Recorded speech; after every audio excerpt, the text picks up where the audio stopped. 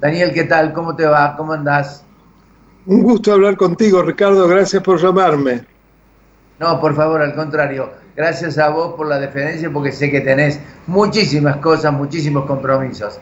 Daniel, ¿estamos viviendo la codicia de la impunidad en la Argentina? Es una muy buena definición, codicia de la impunidad. Así es decir, yo poco después que asumió el nuevo gobierno, sostuve que se había puesto en marcha una suerte de trabajo de zapa hacia la impunidad.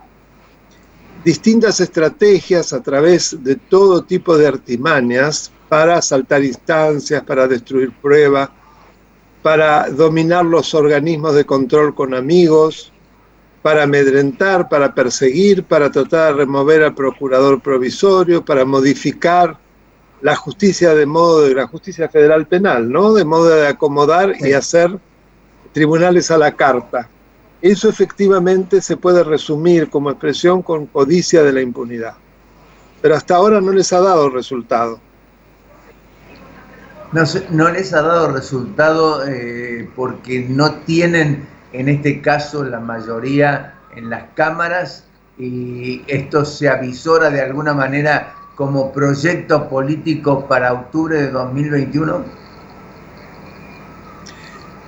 Mira, en realidad no tienen la mayoría en diputados, Sí, sí, sí, pero en senadores sí, le faltan sí, diputados. sí, yo creo que, sin embargo, no logran los 12 diputados que les falta para tener la mayoría del quórum, que para eso se puede pescar en 22 voluntades muy volubles.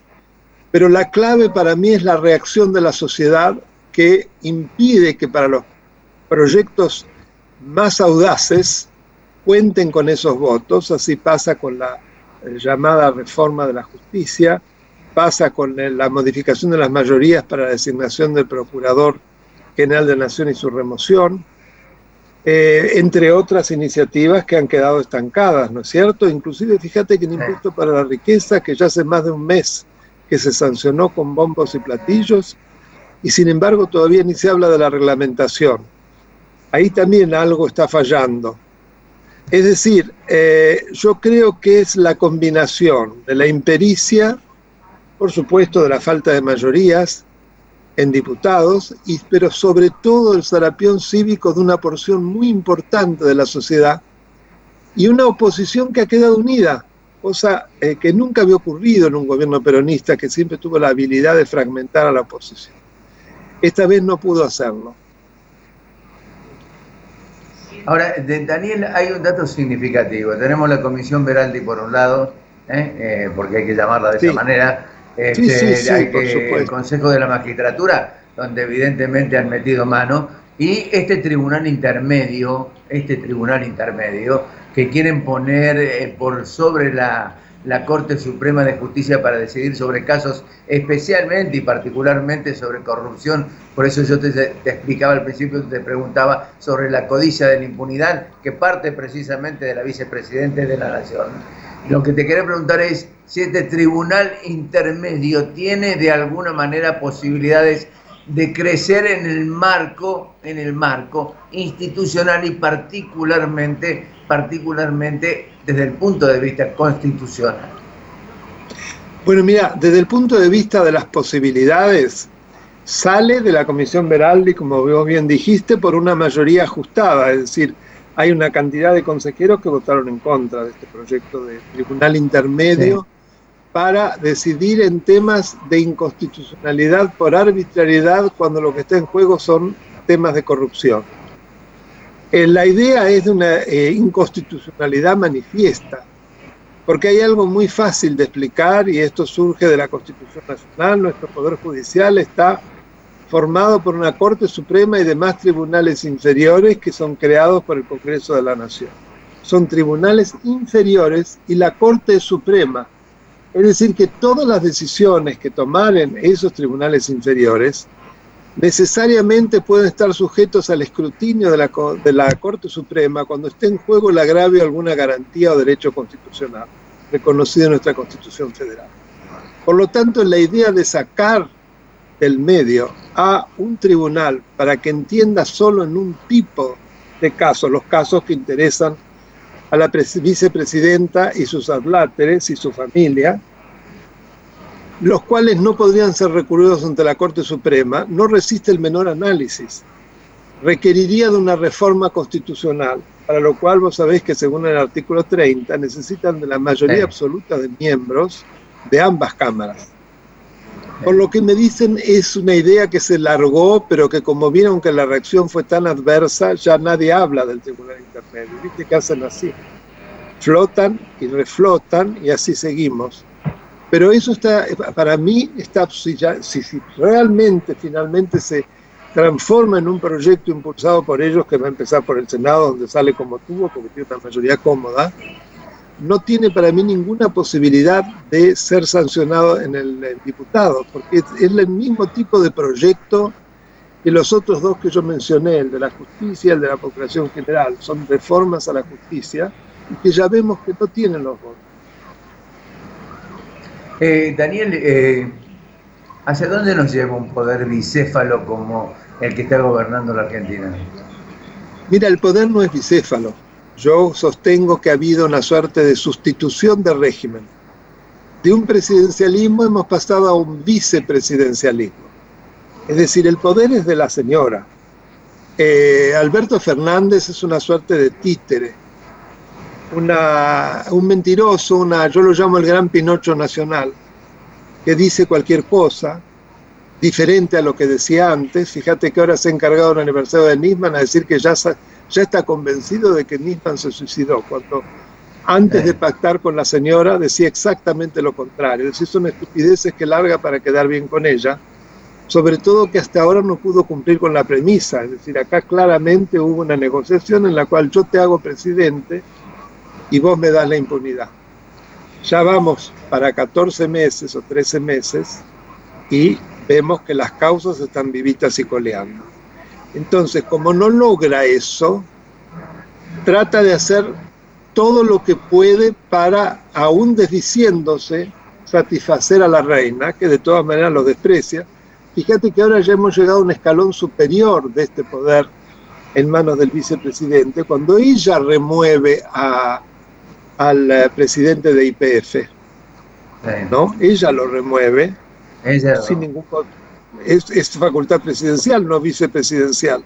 Pero ya lo fáctico se ha transformado en una mutación tal que ella decide, y ella va a designar al sustituto, que es un pingüino de paladar negro. Fíjate que él, cuando asume su primer cargo en Santa Cruz, jura por Kirchner. O sea, chupamedia mayor no podría haber, no sabe nada de hidrocarburos. Pero no importa, con esto ya domina todo el sector energético, Cristina. Ahora, hay un dato singularmente importante, ¿no? Y que creo que no se puede dejar pasar por alto, y que es, digamos, de alguna manera, la defensa de la corrupción dentro del mismo gobierno. El caso de Victoria Donda pone en evidencia absolutamente que cualquiera de los quienes de alguna manera ocupan un cargo o no dentro del gobierno nacional está habilitado para utilizar el Estado en beneficio propio sin ningún tipo de remilgos de ninguna naturaleza, ¿no? Mira, eso ya quedó claro con el primer caso de corrupción que aparece, que fue los sobreprecios en la compra de alimentos para los planes. ¿Te acordás? Los fideos, el aceite y demás. Donde además al ministro Arroyo le hicieron la fama de honesto. No se investigó nada, ni se sabe dónde está esa gente. Él firmó. Sin embargo, no tendría ninguna responsabilidad. Yo no digo que sea responsable, pero bueno, él firmó, él tendría que rendir cuentas, él tendría que ser investigado, lo mismo que toda la línea. Pero no pasó absolutamente nada y sale él muy tranquilo, dando lecciones con cara de monaguillo. O sea que a partir de allí, que fue el primer escándalo que estalló, quedó claro que acá no se mueve a nadie, que acá no importa la corrupción, porque en realidad la mayoría de ellos están ya incursos en procesos por corrupción, empezando por Zanini, que es el procurador del Tesoro de la Nación, que está procesado por una cantidad de hechos de esa naturaleza, y es quien debe asesorar al presidente para defender al Estado frente a los juicios por corrupción. Fíjate, Entonces lo de Donda parece una tontería al lado de todo esto, si bien es algo de un cinismo poco común. Daniel, por último te pregunto, digamos, mirando hacia el futuro próximo, teniendo en cuenta que todavía falta el arreglo con el Fondo Monetario Internacional, la pandemia la tenemos ahí, puede haber un rebrote realmente importante y peligroso para la salud de la mayoría de los argentinos. La institucionalidad en nuestro país, ¿cómo la recuperamos? Y va a ser muy duro porque todo se ha distorsionado. Ya veníamos de 12 años y medio pavorosos y ahora nuevamente hemos caído en la peor de las decadencias. Yo marqué en un artículo que se publicó el lunes de la semana pasada, el 11, si no me equivoco, en La Nación, que hay 3 ejes dentro de la distorsión institucional. El primero es esta mutación de régimen, ¿no? De presidencialismo a vicepresidencialismo. El segundo es el decretismo, el gobierno por decreto, es decir, un poder legislativo que ha sido prácticamente sustituido por decretos de necesidad de urgencia del presidente, ya más de 80 en menos de un año, inédito. Nunca ningún presidente, ni siquiera Menem, firmó semejante cantidad de decretos de contenido legislativo de toda naturaleza en tan poco tiempo. Y lo tercero, la tentativa de asalto al Poder Judicial. Fíjate vos en la yugular de un Estado de Derecho. La forma de gobierno distorsionada, la separación de poderes conmovida y trasladada, el legislador es el ejecutivo y no el legislativo, y el Poder Judicial absolutamente asediado, la independencia de la justicia seriamente comprometida. Esta es la síntesis que te puedo dar en lo que pasa a mi modo de ver en materia institucional. Daniel, te agradezco mucho, gracias por la deferencia, gracias por la gentileza que has tenido, gracias por tu tiempo, que es el más importante de todo, lo más importante de todo. Ha sido un gusto. Un abrazo grande y bueno, me gusta mucho hablar contigo y solo un pequeño aviso, vos sabés que yo tengo un canal de YouTube, Daniel Alberto Sapsay, que ya tiene casi 35.000 suscriptores. Así que para quienes quieran entrar, simplemente en un buscador, Daniel Alberto Sapsay en YouTube, no están obligados a suscribirse, si lo hacen es gratis. Y van a encontrar ya cerca de 200 videos, entre los cuales todos estos temas yo los toco, por supuesto con mayor detalle. Así que será un gusto si lo pueden visitar.